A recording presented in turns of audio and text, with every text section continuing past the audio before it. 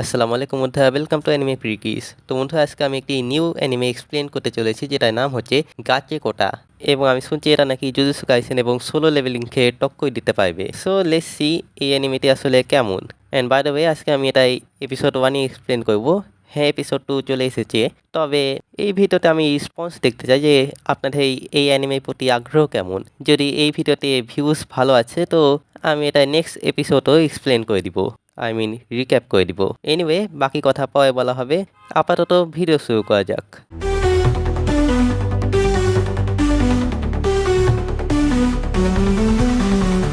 তো এই অ্যানিমে শুরুতে আমাদের বলা হয় যে যে জিনিস থেকে আমরা অনেক বেশি যত্নে রাখি, সেটাই ভিতরে একটি আত্মা চলে আসে। তবে যেই জিনিসটি আমরা যত্নে রাখি না, সেটার ভিতরে কি আছে। তো এখানে আমাদেরকে একটি বাচ্চা মেডিসিন দেখানো হয়, যে কি একটি অনেক ধনী পরিবার থেকে বিলং করে। এবং এখানে তার একটি পুতুল নষ্ট হয়ে গেছিল। অবশ্যই সেটা ঠিক করা যেত, তবে এখানে তার মা বলে যে এটা ঠিক করলে এটা আরো বেশি বাজে হয়ে যাবে, এই জন্য তুমি পুতুলটিকে ফেলে দাও, আমি তোমাকে নতুন কিনে দিব। অবশ্য সেই মেয়েটি এটা ফেলতে চাইছিল না, তবে তাও তাকে অবশেষে এটা ফেলে দিতে হয়। এবং এখানে আমাদের দেখানো হয় যে তা যেই শহরে থাকে, সেই শহরটি অনেক বেশি নিট অ্যান্ড ক্লিন, মানে সেখানে ময়লা আবর্জনার কোনো অস্তিত্বই নাই। এখানে সেই শহরের মানুষগুলো ময়লা আবর্জনা মোটেও সহ্য করতে পারতো না, এবং তাদের কোনো জিনিস একবার খারাপ হয়ে গেলে তা সেগুলোকে ফেলে দিত। অবশ্য সেগুলো ঠিক করা যায়, তবে তাও সেগুলো খেয়ে তারা ফেলে দিত, এবং তারা মানুষের সাথেও এই একই কাজই করত। তো এখানে আমাদের এমসিকে দেখানো হয়, যার নাম হয় রুডো। এবং সে এখানে একটি ফ্যাক্টরিতে আছে, যেই ফ্যাক্টরিতে সেই শহরে সকল ময়লা আবর্জনা জড়ো করা হতো। এখানে সে কোনো রকম লুকিয়ে সেই ফ্যাক্টরির ভিতরে ঢুকে, এবং সেই ফ্যাক্টরিতে যেসব আবর্জনা ছিল সেখান থেকে সে কাজের জিনিস খুঁজতে থাকে। মানে রুডো এখানে বেসিক্যালি জিনিসগুলোকে রিসাইকেল করে। তবে এখানে একটি গার্ড চলে আসে এবং সে রুডোকে দেখে ফেলে, এবং সেখানে বাকি আরো 2জন গার্ড চলে আসে। তবে তাদের হাত থেকে বাঁচার জন্য রুডো একজনের গায়ে একটি ময়লায় ব্যাগ শুয়ে মারে, এবং এই ফলে সেই গার্ডটি অনেক বেশি ডিসকাস্ট হয়ে যায়, বিকজ তা তো অনেক ক্লিন হয়ে থাকে, তো তারা এইসব আবর্জনা সহ্য করতে পারে না। তো এখানে তারা গুলি চালাতে শুরু করে। তবে এখানে রুডো অনেক বেশি স্কিল ছিল, সে অনেক ভালোভাবে সেই বুলেটগুলোকে ডস করছিল। তবে এই মাঝে একটি বুলেট তাই হাতে লাগে, তবে এতে তাই অত বেশি ক্ষতি হয় না, এবং সে কোনো রকম সেই স্থান থেকে পালাতে সক্ষম হয়। এখানে আমাদের সেই শহরের সিন দেখানো হয় আবারও, এবং এখানে আমরা দেখি যে সেই শহরটিকে 2 ভাগে ভাগ করা হয়েছে। একটি হচ্ছে একেবারে পরিষ্কার শহর, যেখানে ধনী লোকেরা থাকে, এবং আরেকটা হচ্ছে বস্তি টাইপ শহর, যেখানে গরিব লোকেরা থাকে। মানে এখানে সেই বস্তির মতো শহরে লোকেদের অ্যানসেস্টররা কোনো রকম খারাপ কাজ অথবা পাপ করেছিল, যার ফলে তাদেরকে এরকম শাস্তি দেওয়া হচ্ছে। তো এনিওয়ে, এখানে আমরা রুডোকে দেখি যে সেই আবর্জনাগুলোকে রিসাইকেল করে তার শহরে বেচছিল। এখানে আমরা সেই শহরে হাল দেখি, যেটা একেবারে বস্তির মতো ছিল, এবং সেই শহরের লোকেরা অনেক গরিব ছিল। তো এখানে রুডোর কাছে একটি মেয়ে আছে, যার নাম হয় চিবা, এবং সে এখানে রুডোকে বকতে থাকে যে তুমি কি আবার ট্র্যাশ কালেক্ট করতে গেছিলা? দেখো, এটা অনেক বিপজ্জনক কাজ, যদি তুমি একবার ধরা খেয়ে যাও তাহলে কিন্তু অনেক বেশি সমস্যা হয়ে যাবে। তবে এখানে রুডো বলে যে তুমি তো জানোই যে এইসব ধনী লোকেরা এমন সব জিনিসও ফেলে দেয় যেগুলো আবারও অনেক ভালোভাবে কাজে লাগানো যাবে, এবং আমি তো এইসব জিনিসগুলোকে রিসাইকেল করে এগুলোকে বেচে নিজেই খরচা চালাচ্ছি। তো এটাতে খারাপ কি বলো তো? তো এখানে চিবা বলে যে দেখে মনে হয় রুডো তোমার ট্র্যাশ অনেক বেশি পছন্দ। তবে এখানে 3জন বান্দা আছে যা রুডোকে খেপাতে থাকে। এখানে রুডো সবসময় তার হাতে গ্লাভস পরে থাকতো, কারণ তার হাতে একটি সমস্যা আছে। সেই ছেলেগুলি তাই সমস্যাটিকে নিয়েও মজা করে, এবং এখানে একটি ছেলে এটা বলে যে রুডোর পিতা একটি সিরিয়াল কিলার ছিল, এবং সে অনেক মানুষকে হত্যা করেছিল, যার ফলে এখানে রুডোর নামও বদনাম হয়ে আছে। তবে এই কথাটি শুনে তো রুডো খেপে যায়, এবং সেই ছেলেগুলো ভয় পেয়ে যায়, এবং তার সেখান থেকে পালিয়ে যায়। এখানে চিবা রুডোর মন ভালো করার চেষ্টা করে, সে এখানে বলে যে তুমি অনেক ভালো মানুষ, এবং আমি জানি তুমি কাউকে কখনো হত্যা করবে না। এখানে চিবা সেই পুতুলটিকে দেখে, যেটা সেই ধনী মেয়েটি ফেলে দিয়েছিল, এবং তাই সেই পুতুলটি অনেক ভালো লাগে। তো এখানে রুডো বলে যে এমনিতেও এই পুতুলটি কেউ কিনবে না, এবং আমি এমনিতেও এটা ফ্রিতেই দিয়ে দিতাম। তবে তখন সেখানে চিবায় মা চলে আসে, এবং সে চিবাকে বলে যে আমি তোমাকে মানা করেছিলাম না সেই ছেলেটির সাথে কথা বলবে না। তো এখানে রুডো তাই বাড়িতে আসে, এবং সেখানে একটি লোক উপস্থিত ছিল যার নাম হচ্ছে রেক্টো, এবং এখানে সে এই বিষয়টি নিয়ে অনেক ইমপ্রেস ছিল যে রুডো কাল কিভাবে সেই ফ্যাক্টরি থেকে ট্র্যাশ চুরি করে এনেছে। তো এখানে সে সেই বিষয়ে কথা বলতে চাইছিল, তবে রুডোই এই সবে কোনো ইন্টারেস্ট ছিল না।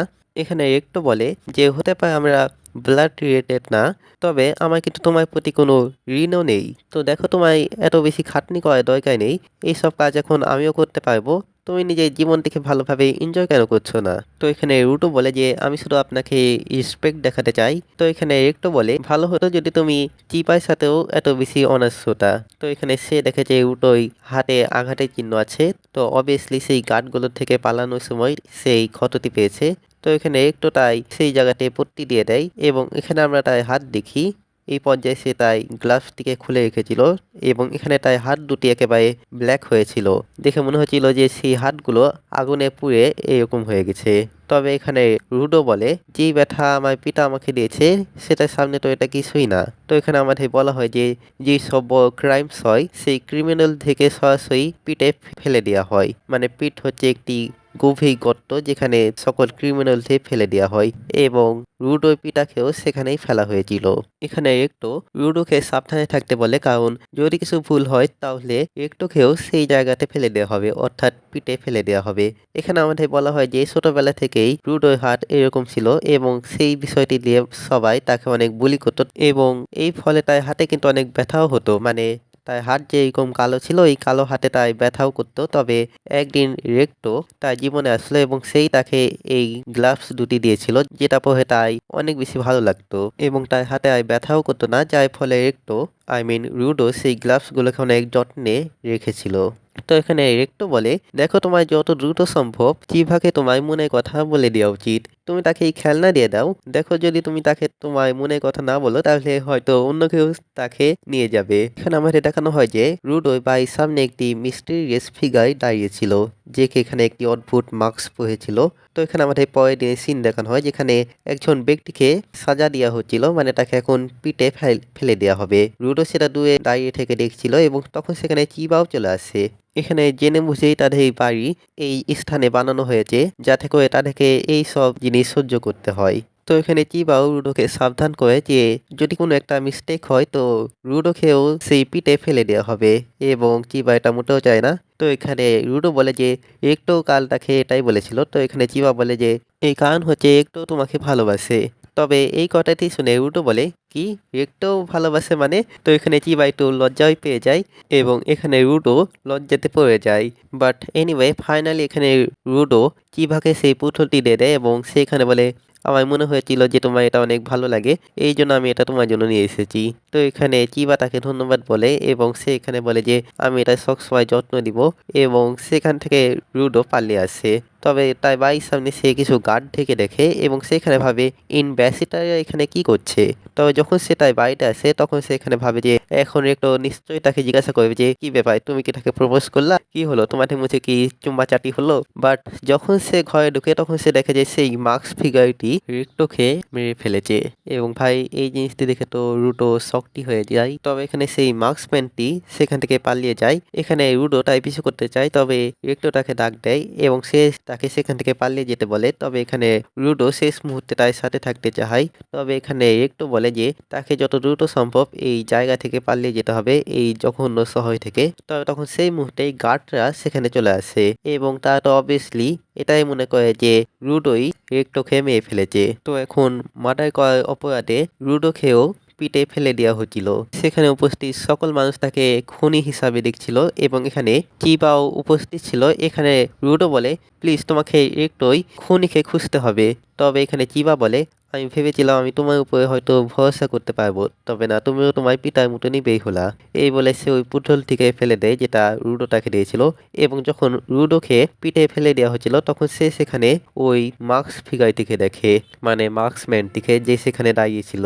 এরপর তাকে সেই পিটের মাঝে ফেলে দেওয়া হয় এবং সেই পিটের ভিতরে এসে আমরা দেখি যে সেখানে চারিদিকে আবর্জনা ছিল এবং সেখানে একটি অদ্ভুত মস্টার, যেটা একেবারে আবর্জনা দিয়েই তৈরি ছিল, সেটা রুডোর উপরে আক্রমণ করে দেয় এবং এখানে এই এপিসোডটি শেষ হয়ে যায়। তো যদি এই ভিডিওটি রেসপন্স ভালো আসে তো আমি এটাই এপিসোড 2 এক্সপ্লেন করব এবং যখন এপিসোড 3 বের হবে তখন সেটাও রিক্যাপ করে দিব। এনিওয়ে, যদি আপনাদের এই ভিডিওটি ভালো লেগে থাকে তাহলে লাইক করবেন, শেয়ার করবেন এবং চ্যানেলে নতুন হলে সাবস্ক্রাইব করে পাশে থাকা বেল আইকনটা অন করে দিবেন। দেখা হচ্ছে পরে, বাই, আল্লাহ হাফিজ।